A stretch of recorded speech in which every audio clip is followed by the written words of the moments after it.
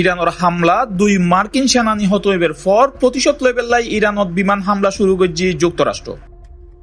মার্কিন সেন্ট্রাল কম বা সেন্টকম জানাই প্রেসিডেন্ট ডোনাল্ড ট্রাম্পের নির্দেশে এই হামলা চালানোর।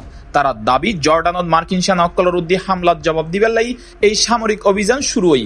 পাশাপাশি হরমুজ প্রণালীত ইরানের হুমকি মোকাবেলা করিবার লাই এই অভিযানের অন্যতম উদ্দেশ্য। অন্যদিকে ইরানের মেহের নিউজ এজেন্সি জানাই দক্ষিণ ইরানের সিরিক এলাকাত যুক্তরাষ্ট্র হামলা গড়লেও এখনো পর্যন্ত কোনো হতাহত বা বড় ধরনের ক্ষয়ক্ষতির খবর পাওয়া যায়। ইরানের সর্বোচ্চ নেতা হুঁশিয়ারি দিয়ে হই যুক্তরাষ্ট্র সংঘাত বাড়াইলি এর বিপরীতে তারারে চরম মূল্য দিয়ম পড়িব।